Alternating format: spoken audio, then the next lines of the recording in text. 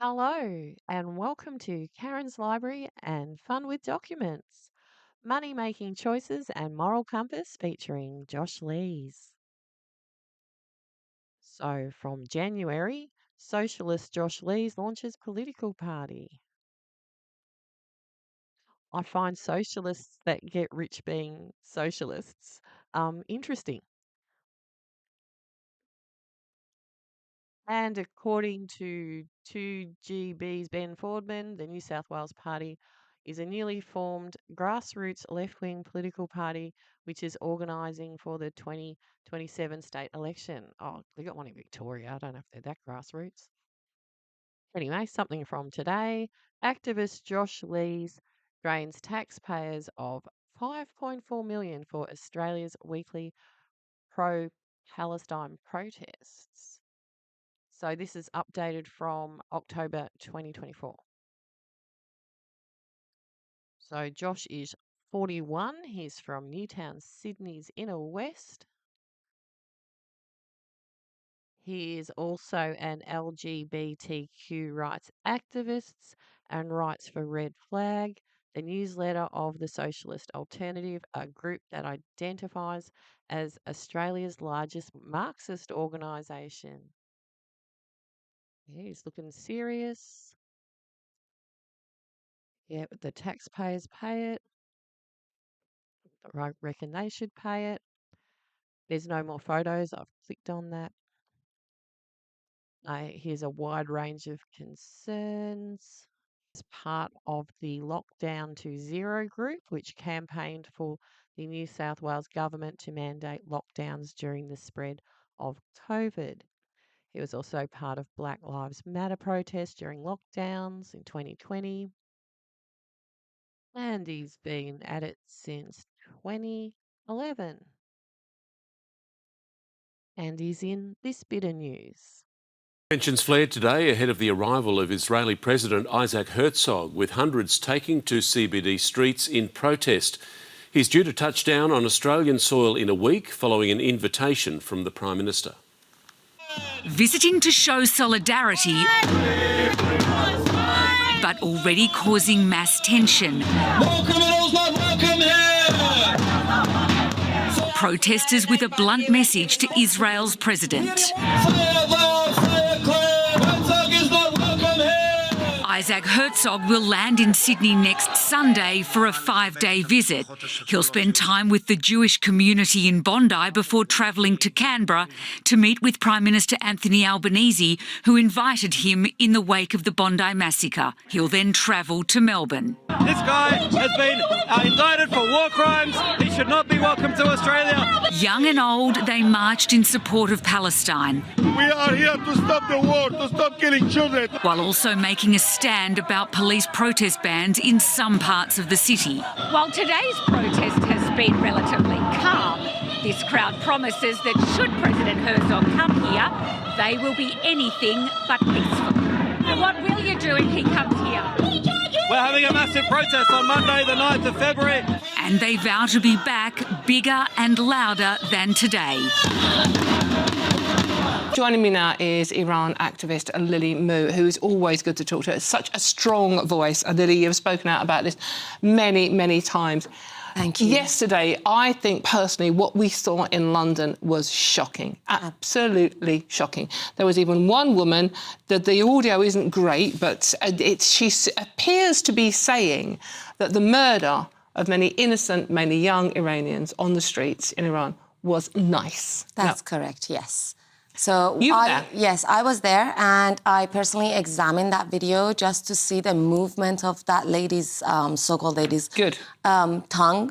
The tip of her tongue touches the front of her mouth when she says nice.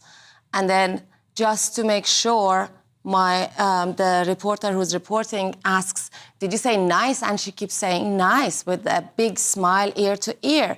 Now, these are the people who are coming out to the streets of London and cheering support for an Ayatollah that is gladly, with joy, killing Iranian people and putting the body bags on display. They have turned our major cities into public morgues. They have created mass graves. All of that news and the witness records are already out there, and the international community is aware of it. And to see people come to the streets of London, flying the Palestinian, the PLO, I must say, the PLO flag, above the Islamic Republic flag, making a statement and also saying nothing else on their advertising flyer for this event. And encouraging people to bring their flags with only these two flags on display. This was a direct attack at every single one of our rallies we have held in London over the past month in support of the Iranian people. We have been the most outspoken regarding this atrocity in Iran, and these people made sure they would say to us in Persian, death to our leader, death to Pahlavi. Is that what actually saying? They actually said Marg bar Pahlavi in an Arabic accent to let us know that they are not only the supporters of the Ayatollah, they are specifically against the Iranian national uprising called the Lion and Sun. They desecrated our flag, the national Iranian flag. I have one thing to say to the NHS doctors who disgracefully took part in this march of hate, because Iranian doctors, against their will, against their oath to medicine, are being subjected to torture, to murder, to rape. They have to witness their very patients be shot to death, to actual death, to execution on the hospital beds. The bodies and the body bags are already out there on display. Anybody who wants to turn around and say, oh, this is just an economic uprising. Oh, we don't know anything. Marches that are organized and aligned were also very much presented in the Nazi regime in Germany, and a lot of millions of people happily saluted in that identity. The Nazi regime of the Islamic Republic, led by the Hitler of the Middle East, Ali Khamenei, had its supporters marching London. Those very supporters did not manage to rip us apart in London yesterday on that stage, as we were showing on a massive screen the very atrocities of the Hamas organization, Hamas terrorist organizations, I must add. People are a bit double-minded about that right now in the UK. And alongside it, the atrocities of IRGC. They laughed at us when they saw our dead. When I said, Seper, Baba, Kojai, Seper, my son, where are you? This echo is in everybody's heart in Iran. 200 million people across the globe are rising up right now. Iranians and their allies marching the cities, the major cities where our hosting countries know the shame of this regime. And to have the London, the city of democracy, the city where Sir Winston Churchill walked through, be diminished into Nazi Islamism is shameful and it's dangerous. And Lily, you're here in London because it's one of the few places you are safe. You've had death threats. There's no way you can go to Iran at the moment. Absolutely not. I have too many death sentences on me in Iran. I have actual fatwas on me from this regime. But the thing is, this regime, for me, they are so minute in existence in terms of standards of people and diplomacy that I know their threats are real and genuine, yet I can't respect them enough to not carry on. But Lily, how do you feel when you see this on the streets of London, the city you live in, because it's one of the few places you feel safe, and you have people marching through London supporting the murder of innocent people protesting in Iran? It must make you feel absolutely devastated. I want to say one thing. During the 2022 Iranian uprising after the death of our dear Mahsa Amini, when Iranians came to the streets of London for 52 weeks, every Saturday, peacefully protesting, thanking the police for being there with us, none of these human rights activists came forward. And now they are carrying the Ayatollah's picture. When October 7th happened, they came and cheered the very regime that pays for the Hamas organization. I want to personally thank Stop the Hate demonstration group, our Jewish community in the UK, who stood by us this entire time, and we stood with them throughout the atrocities of Hamas. What they did yesterday, they showed the truth to the people, and the enemies of Iran, the enemies of Israel, the enemies of the UK cheered Lily, for just it. one very quick point. We are running out of time, unfortunately. These very same people are marching for against the massacre of innocent people in Gaza. How are they then supporting the massacre of innocent people in Iran? What's the difference? So I want to let you know about some truth. Something incredibly shameful and inhumane is happening in Gaza every day. That's one inhumane thing, is the fact that Hamas members force young girls into forced marriages. They have them impregnated even during the worst time, when there is no buildings left in Gaza. We've had a high rise of birth rate at the hands of Hamas.